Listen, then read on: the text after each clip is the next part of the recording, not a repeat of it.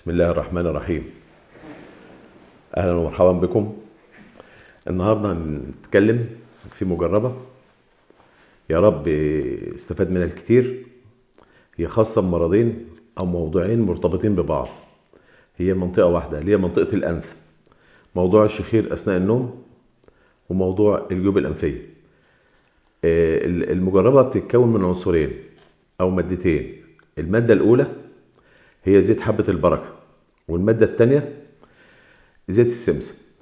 كل مادة منهم لها مفعول ولها تأثير، والاتنين مع بعض بيعالجوا منطقة الأنف من الداخل، وبيعالجوا الجيوب الأنفية بمفعولهم مع بعض. التعامل أو الاستعمال هيتم كالآتي. أنا بخلط ده زيت السمسم، أو بيقولوا عليه زيت الطيب أو زيت السيرك، ودي زيت حبة البركة. ده هو فاتح بس عشان الازازه غامقه، دي من ضمن شروط التخزين او شروط التعامل مع الزيوت ان تبقى في زجاج غامق، وزجاج مش بلاستيك. احيانا احنا بنستعجل فبنجيب في بلاستيك. ده برضو زيت حبه البركه، ده غامق. ده نوع وده نوع. النوع الاول هو قريب من ده كده، قريب من الشكل ده كده. النوع الاول قريب من الشكل ده، بس عشان هو في الازاز غامق فمش مش واضح قوي. فالنوع الاول فاتح، وده زيت حبة البركة العادي، وده الغامق ده الحبشي.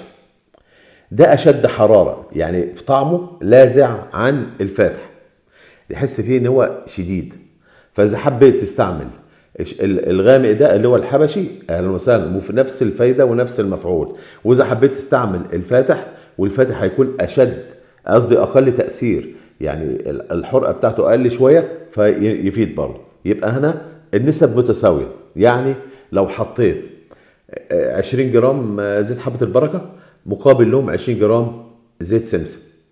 لو حطيت 50 يبقى حبة البركة، يبقى 50 جرام زيت السمسم. بعد ما انا بخلطهم وبحطهم في قطارة زي دي، واساسي لمدة لا تقل عن اسبوعين. بنقط في الانف، في كل انف 5 نقطات.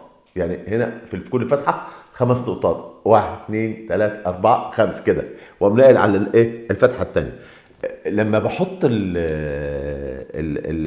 العلاج او الوصفة ما بنزلش كده مرة واحدة، بفضل صبر شوية، واحاول ان انا اجي على الجنب اليمين شوية كده، وبعد كده اجي على الجنب الشمال. حتى لو انا حطيت في الفتحة اليمين، برجع راسي لورا مثلا دقيقتين 3 او دقيقتين، واقوم جاي على الجنب ده دقيقة او حاجة، وبعدين على الجنب اليمين اجي بقى احط في الشمال.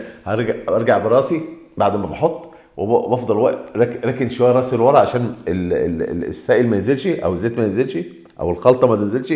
وبعد كده اقوم واخد على الجنب ده عشان التجويف من الداخل يتوزع فيه السائل. طبعا مش هقدر ان انا ادخل جوه حاجه توصل في الانف من الداخل، لكن انا بخليه هو اللي بسيله على الجوانب من الداخل. ويفضل معاها كل يوم الصبح قبل ما اكل اي حاجه معلقه صغيره بس من زيت السمسم بشربها. ده بالنسبه لموضوع الخلطه بتاعت الجيوب الانفيه. العنصر المساعد معايا هنا زيت النعناع. زيت النعناع انا بعبيه في ازازه زي ديت، بليه دواره عادي بتتباع عند اخواننا العطارين. زيت النعناع ده وبدهنه فين بقى؟ بيساعد هنا، بيساعد على الالتهابات او الانسدادات اللي موجوده في الانف تفتح، يوم النفس يبقى طبيعي. ده انا بعملها برضو قبل الدهان، قبل الاستعمال التنقيط. ممكن اعملها قبلها او بعدها عادي، مش مشكله.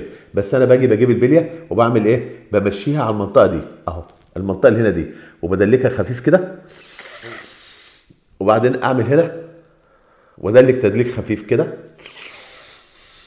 اخد نفس عميق شويه، وارجع اعمل تاني خفيف برضه وكده. هنا بالظبط هما 3-4 دقايق تلاقي الدنيا دي مفتوحه معاك خالص على الاخر. ويا ريت نتاكد من الزيوت. زيت نعناع يبقى زيت نعناع طبيعي، ما يكونش زيت نعناع صناعي. زيت حبه البركه نتاكد منه. زيت السمسم بنجيبه من المعصره، او كانوا زمان بيقولوا عليها السرجه، او في محلات مختصه بتبيع اللي هو زيت السمسم، وزيت بذر الكتان اللي هو زيت الحار، وزيت الزيتون ساعات. يعني اجيب منه الزيوت البلديه الطبيعيه دي، لان المعصره عنده بيبقى عصر على البارد مش عصر هيدروليكي، يبقى بيسخن الزيت. احنا مش عاوزين الزيت يكون السخن نهائي. واتمنى يعني الكل يكون استفاد، وما ننساش الاشتراك في القناه وتفعيل الجرس ليصلكم كل جديد. والى اللقاء في حلقه اخرى ان شاء الله، والسلام عليكم ورحمه الله وبركاته.